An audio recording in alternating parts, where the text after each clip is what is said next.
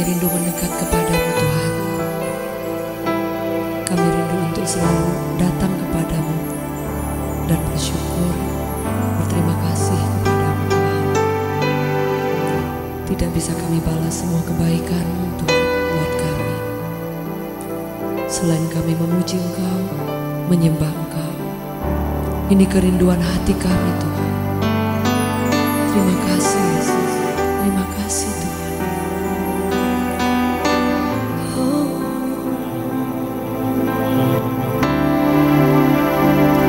Kami rindu menyembah-Mu.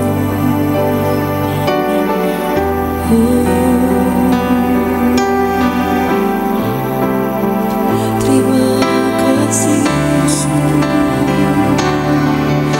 Terima kasih Yesus.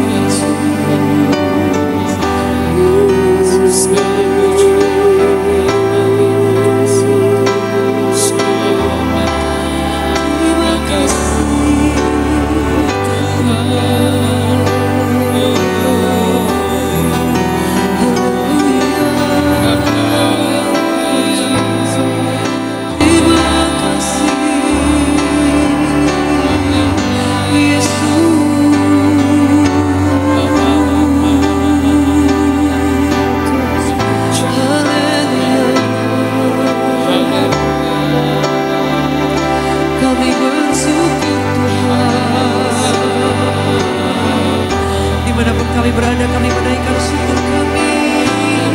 Terima kasih Yesus. Terima kasih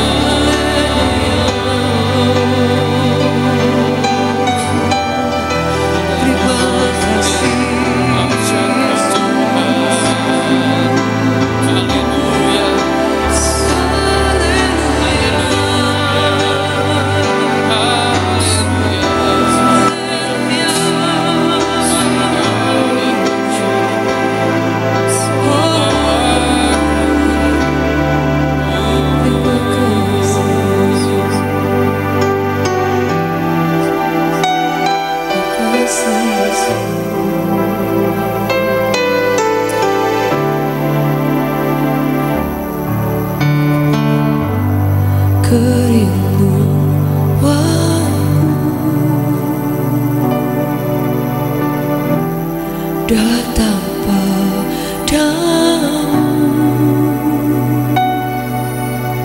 Allah mulia, Maha Syarif.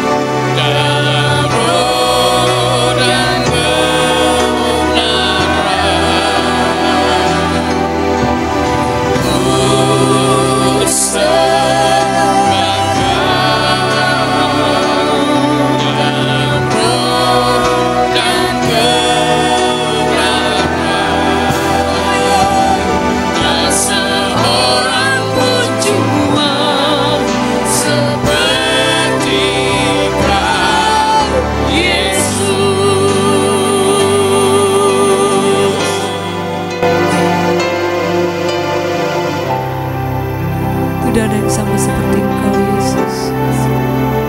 Tidak ada yang seperti Engkau, Tuhan. Kami nyanyikan Engkau, kami sanjung Engkau, Tuhan. Thank you, Jesus. Thank you, Jesus.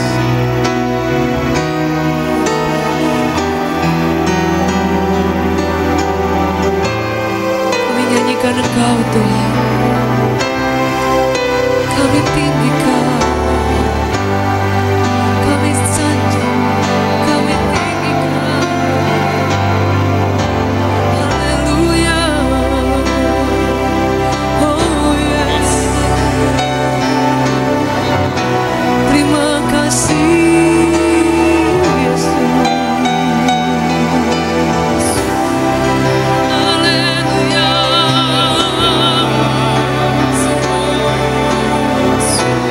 Terima kasih Tuhan. Haleluya.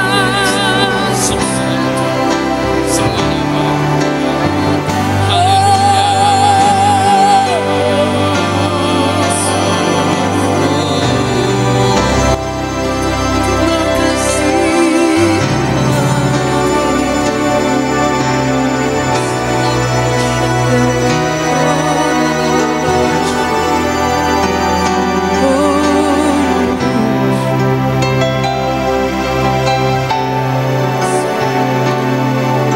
Terima kasih Yesus. Oh yeah.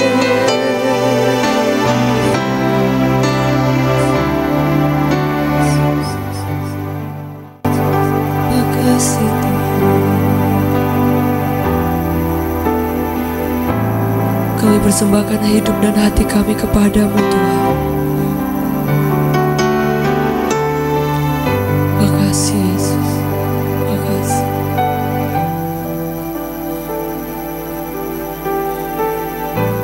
Makasih Tuhan. Bapa, ku persembahkan tubuhku sebagai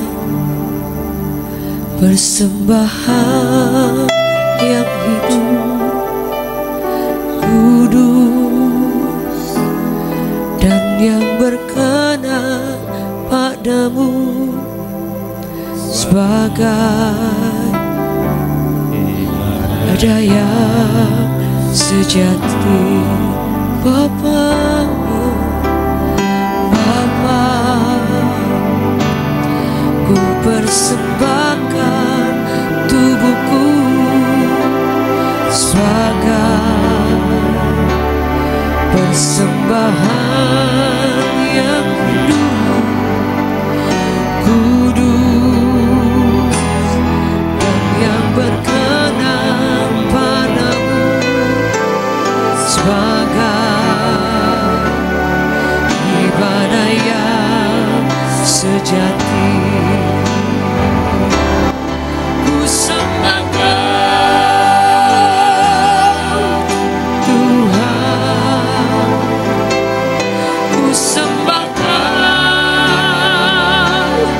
Tuhan, ku serahkan hidupku kepadamu untuk kemuliaan namamu. Ku sembahkan, ku sembahkan Tuhan, ku sembahkan Tuhan, ku serahkan hidupku kepadamu untuk kemuliaan namamu. Ku sembahkan Tuhan.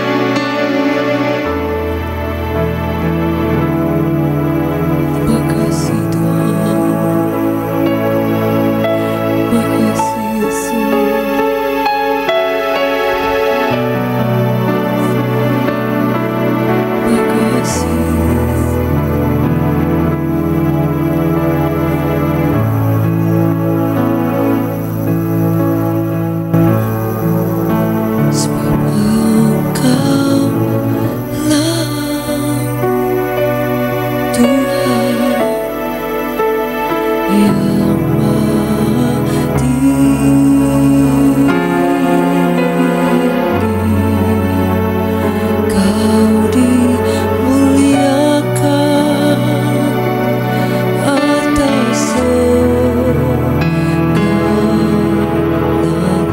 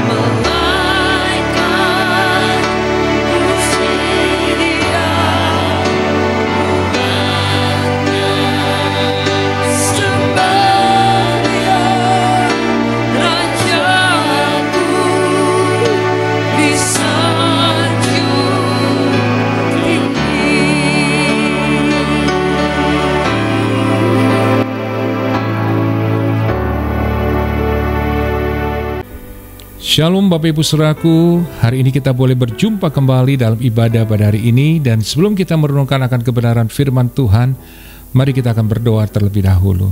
Tuhan Yesus, terima kasih untuk semua kebaikan-Mu dalam kehidupan kami sampai saat ini Tuhan. Kami boleh bersama-sama beribadah, kami boleh bersama-sama merenungkan akan kebenaran firman-Mu. Urapi hamba-Mu dan semua umat-Mu, untuk kami boleh mengerti apa yang menjadi isi hati-Mu. Di dalam nama Tuhan Yesus kami berdoa dan mengucap syukur. Haleluya. Amin. Bapak Ibu Saudaraku, hari ini kita akan merenungkan firman Tuhan dari Yohanes 15 ayat yang pertama sampai yang ke-15. Firman-Nya berkata demikian, sesudah itu ada hari raya orang Yahudi dan Yesus berangkat ke Yerusalem. Di Yerusalem dekat pintu gerbang domba ada sebuah kolam yang dalam bahasa Ibrani disebut Bethesda. Ada 5 serambinya, dan di serambi-serambi itu berbaring sejumlah besar orang sakit, orang-orang buta, orang-orang timpang, dan orang-orang lumpuh, yang menantikan goncangan air kolam itu. Sebab sewaktu-waktu turun malaikat Tuhan ke kolam itu dan menggoncangkan air itu. Barang siapa yang terdahulu masuk ke dalamnya, sesudah goncangan air itu menjadi sembuh, apapun juga penyakitnya. Di situ ada seorang yang sudah 38 tahun lamanya sakit. Ketika Yesus melihat orang itu berbaring di situ, dan karena ia tahu bahwa ia telah lama dalam keadaan itu, berkatalah ia kepadanya, maukah engkau sembuh? Jawab orang sakit itu kepadanya, Tuhan, tidak ada orang yang menurunkan aku ke dalam kolam itu apabila airnya mulai goncang. Dan sementara aku menuju ke kolam itu, orang lain sudah turun mendahului aku. Kata Yesus kepadanya, bangunlah, angkatlah tilammu dan berjalanlah. Dan pada saat itu juga sembuhlah orang itu, lalu ia mengangkat tilamnya dan berjalan. Tetapi hari itu hari Sabat. Karena itu orang-orang Yahudi berkata kepada orang yang baru sembuh itu, hari ini hari Sabat dan tidak boleh engkau memikul tilammu. Akan tetapi ia menjawab mereka, orang yang telah menyembuhkan aku, Dia yang mengatakan kepadaku, angkatlah tilammu dan berjalanlah. Mereka bertanya kepadanya, siapakah orang itu yang berkata kepadamu, angkatlah tilammu dan berjalanlah? Tetapi orang yang baru sembuh itu tidak tahu siapa orang itu, sebab Yesus telah menghilang ke tengah-tengah orang banyak di tempat itu. Kemudian Yesus bertemu dengan dia dalam bait Allah, lalu berkata kepadanya, engkau telah sembuh dan jangan berbuat dosa lagi, supaya padamu jangan terjadi yang lebih buruk. Orang itu keluar lalu menceritakan kepada orang-orang Yahudi bahwa Yesuslah yang telah menyembuhkan dia.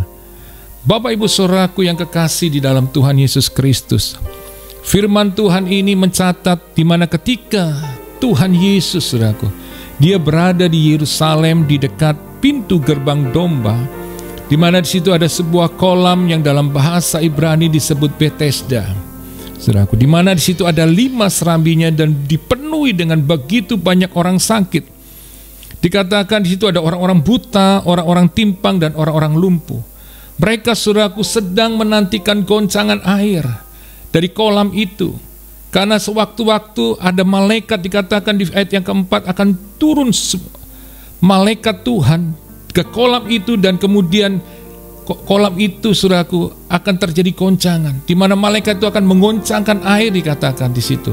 Sehingga dikatakan barang siapa yang pertama kali masuk ke dalam kolam itu, dia yang akan mengalami kesembuhan. Bapak Ibu Saudaraku yang kekasih, dikatakan di firman Tuhan, di tempat itu ada seorang yang sedang sakit, dikatakan 38 tahun lamanya. Dicatat di Alkitab ini. Dia juga menantikan goncangan daripada air kolam itu. Dia menunggu, saudaraku, di mana nanti suatu waktu malaikat Tuhan akan turun dan mengoncangkan air di kolam itu, sehingga dia punya kesempatan untuk bisa masuk ke kolam itu, dan dia juga mengalami kesembuhan. Tetapi sudah lama sekali dia menunggu itu, dia selalu kehilangan kesempatan itu, karena ada orang yang mendahului dia lebih dahulu untuk masuk ke kolam itu. Maka dia katakan kepada Yesus, tidak ada seorang pun yang menolong dia, untuk membantu dia untuk masuk ke dalam kolam itu. Bapak Ibu Saudaraku, di kerumunan begitu banyak orang sakit. Dikatakan situ, Yesus, saudaraku, mendatangi orang yang sakit 38 tahun ini. Bapak Ibu Saudaraku, saudara lihat, dikatakan di sini di Alkitab, dikatakan saudaraku, Yesus melihat orang itu berbaring di situ. Karena ia tahu, dikatakan, bahwa ia telah lama dalam keadaan itu. Jadi Bapak Ibu Saudaraku, Yesus tahu apa yang dibutuhkan oleh orang itu. Dia menantikan begitu cukup lama, bahkan saya katakan bukan cukup, tapi sudah sungguh-sungguh sangat lama. 38 tahun dia menantikan kesembuhan. Barangkali bisa jadi dia putus asa, kehilangan harapan. Karena setiap kali goncangan air itu terjadi di kolam itu, dia tidak ada kesempatan untuk masuk. Tetapi satu hal yang kita bisa pelajari dari firman Tuhan ini, bagaimana orang yang sakit 38 tahun ini dia tetap bertahan, saudaraku. Bertahan untuk menantikan yang namanya kesembuhan itu boleh dia alami. Dia sabar menunggu waktunya untuk dia boleh mengalami kesembuhan itu. Dan saudara lihat, waktu di mana dia menunggu itu tidak pernah sia-sia. Akhirnya tiba saatnya di mana Yesus sendiri yang menjumpai dia. Bukan dia masuk ke kolam air itu, di kolam Bethesda itu untuk mendapatkan kesembuhan, tapi Yesus menjumpai orang yang sakit 38 tahun ini. Yesus menjumpai dia. Bahkan Yesus bertanya kepada dia, maukah engkau sembuh? Bapak Ibu Saudaraku, hari ini barangkali kita mengalami hal yang sama seperti orang yang sakit 38 tahun ini. Barangkali engkau sedang mengalami sakit secara fisik, atau barangkali engkau sedang sakit karena keadaan ekonomimu yang hari-hari ini tidak stabil, atau engkau sedang terlilit dengan hutang piutang. Engkau sedang mengalami, saudaraku, keadaan yang tidak baik dalam rumah tanggamu. Sedang rumah tanggamu sedang mengalami goncangan, bisnismu sedang mengalami goncangan, engkau sedang mengalami keterpurukan, engkau sedang mengalami kegagalan, dan engkau sedang menunggu waktunya untuk Tuhan bisa memulihkan keadaanmu. Barangkali engkau hari ini sedang berharap, engkau sedang menunggu untuk engkau bisa mengalami yang namanya Tuhan menjawab doamu, Tuhan melakukan perbuatan yang ajaib dalam hidupmu. Tapi sudah begitu lama sudah menantikan dan sudah belum mendapatkan jawabannya. Tapi saya mau katakan hari ini, suatu pelajaran yang indah dan luar biasa yang lewat firman Tuhan yang kita baca hari ini, yang Tuhan ingatkan bahwa kita harus tetap terus bertekun, saudaraku. Saya percaya ketika engkau bertekun, saudaraku, engkau akan mengalami, saudaraku, kekuatan yang baru. Ketika engkau sabar menantikan waktunya yang dimana Tuhan akan melakukan perbuatan yang ajaib dalam hidupmu, saudara, engkau akan mendapatkan namanya kesabaran, kemampuan untuk bisa bertahan. Jadi hari ini jangan fokus kepada keadaan yang sulit yang sedang saudara hadapi, tetapi milikilah pengharapan bahwa engkau pasti mengalami namanya kesembuhan. Baik itu kesembuhan dari sakit penyakitmu, atau engkau mengalami kesembuhan dari keadaanmu yang saat ini engkau hadapi keadaan yang tidak baik. Tapi percayalah ketika engkau memiliki, saya katakan, pengharapan, dan keharapanmu kepada Tuhan itu tidak pernah mengecewakan. Maka itu yang Yesus tanyakan saat ini buat saudara dan saya, maukah engkau sembuh?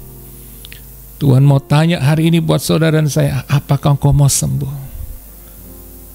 Dan pertanyaan itu yang sebenarnya itu yang Tuhan sedang pertanyakan di dalam kehidupan kita. Saya percaya ketika kita mengatakan, ya Tuhan, aku mau dan aku percaya bahwa engkau sanggup menyembuhkan aku, sanggup memulihkan keadaanku.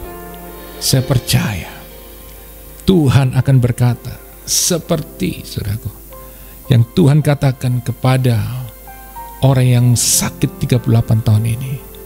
Tuhan akan berkata kepada kita saat ini, sama seperti Tuhan berkata kepada orang yang sakit 38 tahun ini. Tuhan akan berkata kepada kita juga. Saat ini juga Tuhan katakan, bangunlah, angkatlah tilammu dan berjalanlah. Saat ini Tuhan katakan, bangkit, imanmu, percayalah, kesembuhan saat ini terjadi atas saudara. Dan percayalah itu, Tuhan akan memulihkan, menyembuhkan keadaanmu. Baik itu sakitmu dari secara fisik atau sakitmu dalam keadaan apapun situasi yang tidak baik, Tuhan akan menyembuhkan saat ini juga. Ketika engkau percaya. Jadi hari ini Bapak Ibu Saudaraku, biarlah Tuhan sendiri yang bekerja dengan caranya. Orang yang sakit 38 tahun ini mengharapkan suatu saat dia akan mengalami kesembuhan lewat kolam Bethesda itu. Tapi bukan caranya yang dia inginkan itu yang terjadi. Tapi biarlah caranya Tuhan sendiri yang menjumpai dia dan menyembuhkan dia. Hari ini izinkan biarlah caranya Tuhan sendiri, biar caranya Tuhan yang akan melakukan perbuatan yang ajaib. Bukan lagi apa yang menjadi kehendak kita, apa yang menjadi keinginan kita, tapi biarlah apa yang menjadi keinginan dan kehendaknya Tuhan.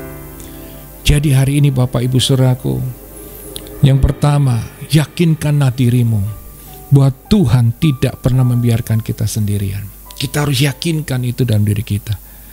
Saat ini juga yakinkanlah bahwa Tuhan tidak pernah membiarkan kita sendirian. Dia ada buat kita. Katakan dalam dirimu, Tuhan, Engkau ada buat aku. Engkau selalu ada. Engkau menyertai aku. Dan aku percaya Tuhan, bahwa Engkau sanggup menyembuhkan, memulihkan keadaanku. Dan teruslah saudaraku berjuang, teruslah berharap. Amin. Dan jangan putus asa. Percayalah saudaraku, ketika kita memiliki pengharapan, ketika kita memiliki iman percaya, maka saya katakan kesembuhan itu, pemulihan, mujizat Tuhan itu akan dinyatakan atas setiap kita. Maka itu Roma 5 ayat 5 berkata, dan pengharapan tidak mengecewakan, karena kasih Allah telah dicurahkan di dalam hati kita oleh Roh Kudus yang telah dikaruniakan kepada kita. Jadi hari ini Bapak Ibu Saudaraku, teruslah berharap. Amin. Dan jangan putus asa.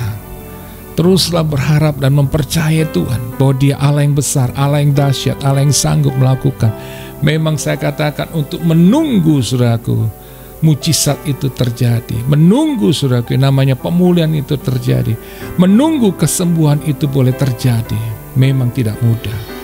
Tapi saya mau katakan, tetaplah bertahan. Tetaplah berharap.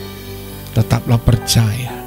Maka saudara akan melihat kuasa, mujizat Tuhan itu akan dinyatakan dalam kehidupan kita.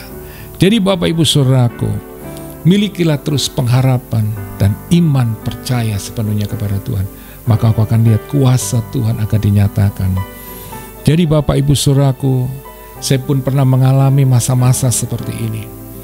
Menunggu mujizat Tuhan itu dinyatakan di dalam kehidupan keluarga saya ketika istri saya sakit.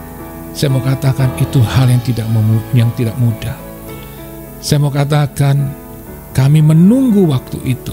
Tuhan menyatakan kesembuhan, terjadi pemulihan di dalam kehidupan keluarga kami. Keadaan rumah tangga kami boleh dipulihkan. Ekonomi keluarga kami yang terpuruk boleh dipulihkan. Kami menunggu cukup lama. Hampir-hampir kami kehilangan pengharapan dan hampir-hampir kami mengalami putus asa. Tapi saya mau katakan hari ini, saya belajar untuk meyakinkan diri saya terus pada saat itu. Saya katakan pada istri saya, kepada anak-anak saya selalu meyakinkan mereka juga. Saya meyakinkan diri saya bahwa mujizat Tuhan itu pasti terjadi. Pertolongan Tuhan itu pasti dinyatakan.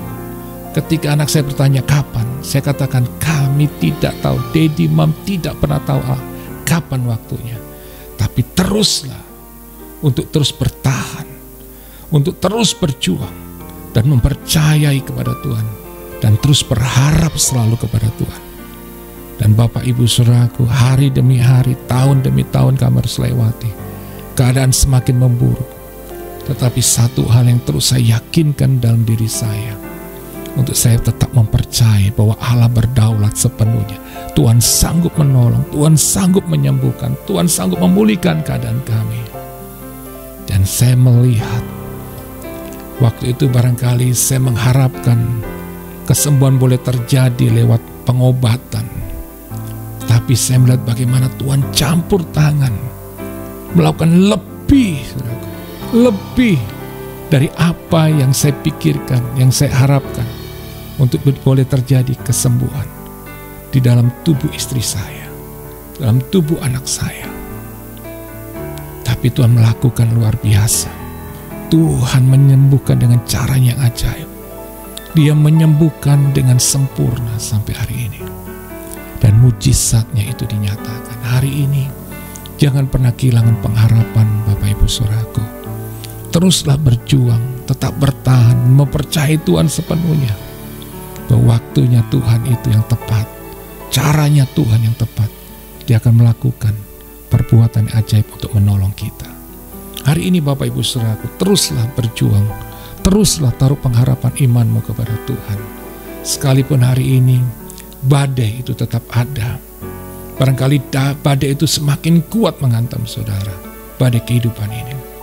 Tapi percayalah, letakkan dasar imanmu, pengharapanmu hanya kepada Yesus Kristus Tuhan. Katakan kepada dirimu bahwa aku percaya Tuhan, bahwa Engkau sanggup menolong aku. Seringkali Bapak Ibu Saudaraku, peperangan kita ini sebenarnya ada di dalam pikiran kita ini. Pikiran kita ini yang seringkali dipengaruhi oleh apa yang kita lihat, apa yang kita dengar. Itu seringkali mempengaruhi keadaan kita. Kita melihat keadaan, aduh gak jadi baik. Kita mulai khawatir, kita mulai takut. Mulai saudaraku bisa membuat kita sepertinya udah kehilangan pengharapan. Apa yang kita dengar, yang barangkali orang katakan, udahlah gak mungkin, dokter katakan gak mungkin sembuh. Ataupun barangkali hal-hal yang negatif, informasi-informasi yang barangkali membuat kita menjadi semakin takut karena keadaan dunia ini semakin sulit. Hati kita mulai goncang, kita mulai khawatir, kita mulai takut, kita kehilangan pengharapan. Tapi saya mau katakan hari ini, isi pikiranmu dengan firman Tuhan. Amin. Isi pikiranmu dengan firman Tuhan. Renungkan firman itu siang dan malam. Terus Bapak Ibu Saudaraku, renungkan firman Tuhan ini. Maka firman Tuhan itu akan berkuasa menguasai pikiranmu, sehingga akan menghapuskan semua ketakutan, kecemasan, kekhawatiran, sehingga akhirnya pikiranmu akan dipenuhi dengan pikirannya Kristus. Sehingga pikiran kita saudara akan melihat kebesaran Tuhan, kemampuan Tuhan, kedahsyatan Tuhan untuk melakukan perbuatan-perbuatan yang ajaib.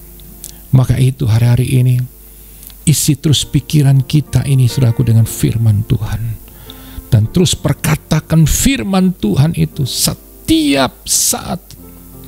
Ketika ketakutan itu datang, kecemasan itu datang, kekhawatiran datang, ketika godaan datang, katakan di dalam nama Tuhan Yesus. Firman Tuhan berkata, jangan khawatir, jangan takut, katakan. Hai jiwaku, hai pikiranku, katakan bahwa Allahku sanggup menolong aku. Allahku sanggup memulihkan keadaan. Allahku sanggup untuk menolong aku. Jadi saudaraku, ketika engkau memperkatakan firman Tuhan itu, dan engkau berkatakan kata-kata iman, maka engkau akan mengalami kekuatan untuk mengalahkan ketakutan, kecemasan, kekhawatiran. Sehingga engkau sanggup bertahan. Dan akhirnya akan tiba saatnya nanti Tuhan akan melakukan perbuatan yang ajaib.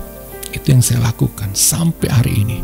Ketika kesulitan, masalah datang, ataupun barangkali dalam keadaan baik, saya terus berjuang untuk terus memikirkan tentang Tuhan yang besar, tentang Allah yang hebat, Allah yang sudah melakukan perbuatan baik dalam hidup saya sampai saat ini.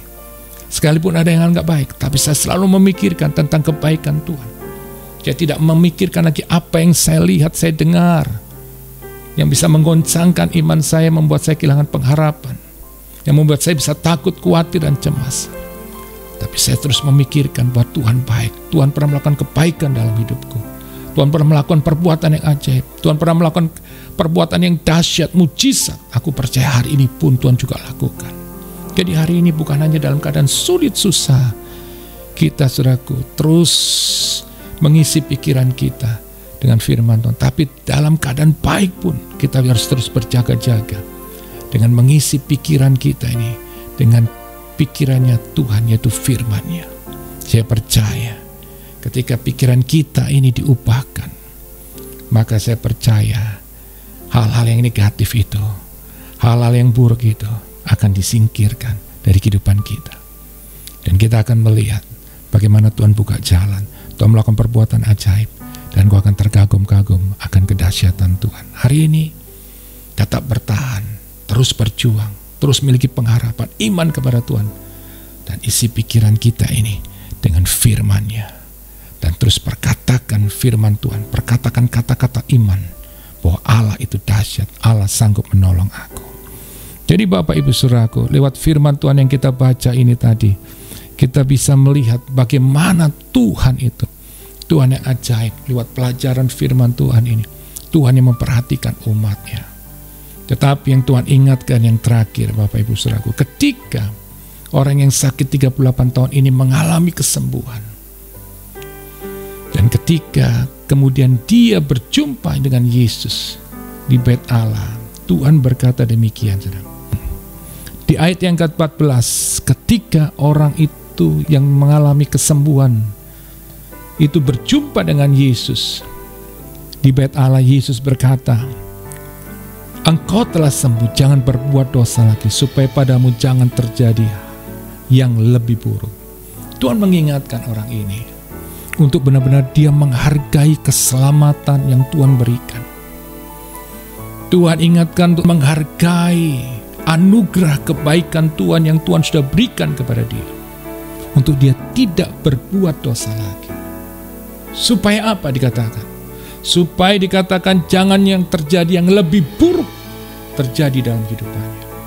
Hari ini Tuhan sedang berkata kepada setiap kita, kalau hari ini engkau sedang mengalami kebaikan Tuhan, hari ini engkau sedang mengalami anugerah, kasih, keselamatan yang Tuhan berikan dalam kehidupan kita, saudaraku, harga itu dan jaga itu.